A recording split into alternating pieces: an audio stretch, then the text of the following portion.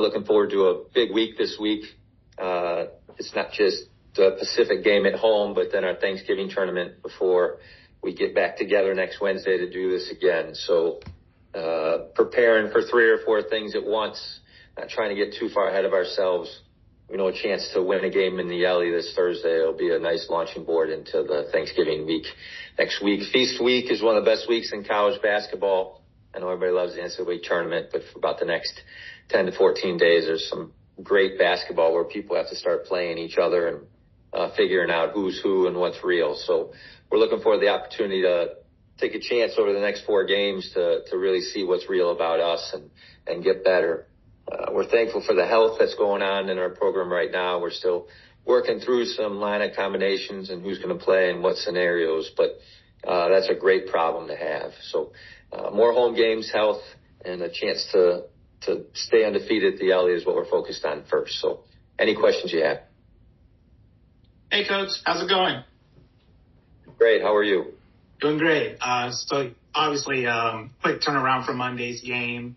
And with Pacific coming up, one of the 3 West Coast Conference teams that you'll be having on the schedule, was the idea to have those games against Pacific and Loyola Marymount as like big preparation for what will come against St. Mary's later in the year?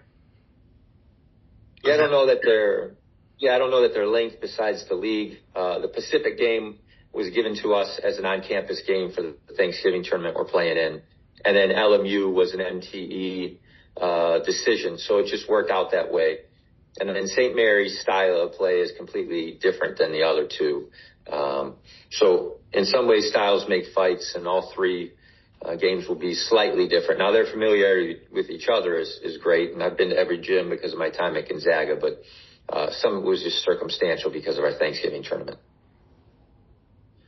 Coach, Pacific's turned it over 15 plus times in their last 2 games, but they've still won. How have they, from what you've seen, how have they gone about doing that, and is forcing them to turn the ball over a point of emphasis for you guys? Yeah, I mean, that's an area just in general we would like to get better at. I think our turnover percentage on the defensive end is lower than we're hoping for. We're definitely going to be looking for opportunities to do that, especially if they're going to give us those at home or those pick 6 turnovers where you can get an easy one at home and the crowd can get into it. Those are great. I think how they're overcoming it is Wainwright and Ralph are just really good from 3 right now. You got to pay attention to those 2 guys and make sure they don't get going. I would say us guarding the 3-point line against them is maybe their turn percentage right now. And the 2-point, the other 2 guys that have shot over 30 times, and Clayton's doing a good job running the team with the 7 assists. And then the thing that's unique or different about them, we were really able to run the basketball last game. They played 2 true bigs at one time, against 2 guys on the box. In some ways, their system is a retro in the fact that they play the 2 big kids. So they're going to win, in my opinion, and overcome some of their turnovers with the fact that the 3 or 4 main bigs are all shooting around 80% from 2. So we're going to have to really buckle up and make sure those layups don't occur. And if we can protect the rim and be on time for the 3-point percentage, I think the turnover thing would be after those 2 things. And Coach, you mentioned earlier of you getting ready for 3 to 4 games at once, but it was 8 days in between your last game against Coastal Georgia. I wanted to ask you about how are you keeping your team ready and fresh over the next 8 days where they're going to have a total, or over the next 6 days where there's going to be a total of 3 games going on. Yeah, that 8 days off, there was probably a 2.5-day stretch where we competed at a high level against each other. This 2-day stretch really between the 2 games we've got at home right now was the opposite. So much of it was breakdown drills, staying healthy, making sure our legs are fresh. We'll go a little 5-on-5 today, but it won't be a ton. Most of that will just be the details that matter to us are expressed in probably under 15 minutes. So it's completely different preparation. 8 days of being interested is really on self-improvement. This time is really focused on Pacific, and then what can we do to make sure we're ready for 2 games in 2 days again. Coach, we saw Nico late game there play with the reserves, and then I noticed or not the reserves, but the second team. And then late after the game, I saw he was the first one shooting. How kind of has he gone about this rehab process a little bit, coming back from injury? And do you feel like he's kind of ramping himself up a little bit? Yeah, of course. Every day is one step closer. I think that, you saw, I think he played 19 minutes last game, and he had 4 fouls. So I think the foul trouble was as much to do with his minutes last game as his former ankle injury. The injury is behind him. We're going to stay out of foul trouble, and then we'll continue to mesh the guards at the same time. I mean, Johan's big game against Boston College, and then Devin Vanderpool's last 2 games while he was out just creates a dynamic that we're working through. We're thankful for the depth. We believe Nico's going to have a great season. None of that has changed, and we appreciate the extra work he's doing, and that's reflective in the fact that he's the first one out after games to make sure he's getting his jump shots up. Coach, going back to Pacific, obviously you talk about Elias Ralph's three-point shooting, but he's also shown the willingness to crash the glass, block shots, and get to the line a lot. What is going to be key for the defense to keep him from getting hot from anywhere on the court, especially from 3, as well as crashing the glass? Yeah, it's a little bit like guarding Xander every day in practice. There's this element of pick and pop that they have. For him, you got to be on time in those situations. We've got to decide whether we're going to switch that ball screen or not. Can we get our guard through and our big back to him and keep likes on likes? Likes on likes is harder to take the 3 away, but more attractive to keep him off the glass.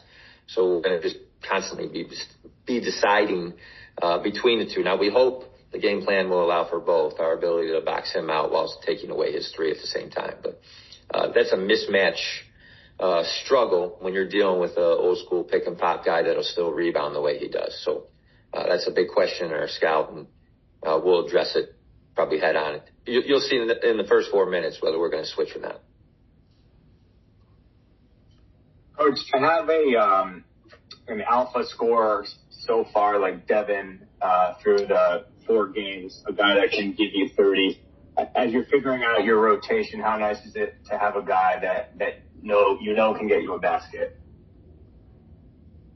Yeah, I think it was brought up in the second half. They went on a little run, and some of stopping that run was playing better defense, but some of it is just Dev, I think, hit 4 of his next 5 shots.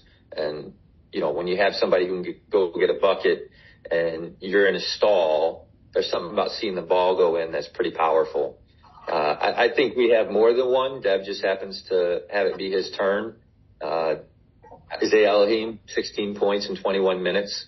I think if you flesh that thing out to anything more with more minutes moving forward, you're going to see him above 20 for sure. Kanan Carlisle's, to me, right there. He was cold from 3, but on a normal night, he's in double digits. I think there are multiple guys. The other thing is we've kind of capped some of Xander's minutes trying to get experience for the younger 4s, and their development's really important to us. But, when Xander's 3-5 and 21 minutes with 7 rebounds and 4 offensive, that eventually an outburst night for him is probably around the corner. So Dev is the first, but I'm hoping it's the first of many, and I trust that we've got other guys that can do the same.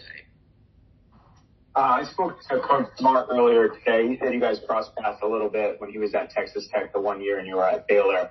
What can you say about him as a coach? Obviously, he's had incredible success in Canada all those years at Carleton, but like you, second year in a program and had 0 conference wins 2 years ago and 4 last year, so they're already moving in the right direction. Yeah, if we're being fair, he's a John Wooden of Canadian basketball, and I don't think that that's a exaggeration by any form or fashion.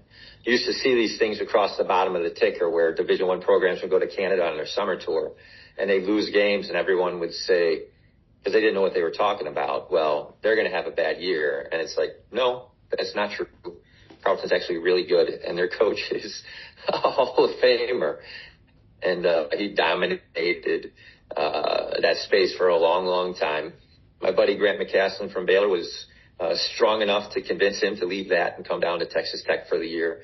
And I think he probably just missed being a head coach and had an opportunity at Pacific. And you can see him building it in his own likeness. There's multiple Canadians, guys that were in, from Canada, in America, playing for other schools have now come to him probably like our European pipeline to Paradise and Boca Raton. I think you're probably going to see a Canadian pipeline there. But you would not be able to undersell what a good coach he was in Canada for that period of time. He is every bit a Hall of Famer, and we have nothing but respect for what he's accomplished, and think that as he's given time here, probably the same thing's going to happen. Coach, I would obviously after Pacific, you go up to Daytona Beach for the 2 games against Loyola Marymount and either the likes of George Mason or Ohio. What are the biggest things that you're looking forward to when you go up to Daytona Beach for the Sunshine Slam Invitational? This is, our second chance to play 2 games in 2 days. But the thing that's different about this is Liberty was at home. That field of 68, obviously every third year somebody got a home game or 2 home games. FAU got a first, then Charleston got a second, and Liberty was benefited with that last. This is a true neutral. So these are one of those clean favors you've got to do yourself before you get ready for postseason and the chance to win your conference tournament and get an auto bid for the NCAA tournament. And you're going to have to play different styles really quick and make decisions in hotel rooms, and your guys are going to have to be able to grow in that. So we got a good lesson of that in the field of 68. I think this is a better lesson because it's a neutral for everybody, and everybody's on a court away from home. And then we're going to have to be able to either scout Ohio or George Mason overnight and then have a good game plan, and our guys execute that. So practicing that is as important as practicing the ability to handle a scout that you get to walk through for 3 days. Because in March, you've got to be able to do it. So we're thankful for those things, and it's a really good chance for us.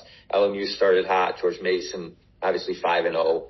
Every game was at home, so they're going to be away from their building for the first time. And then Ohio is really tested themselves early on with some high major play. So I think it'll be a well-prepared group, and it's a great opportunity for us. By next Wednesday, after these 3 games, we're going to know a lot about ourselves.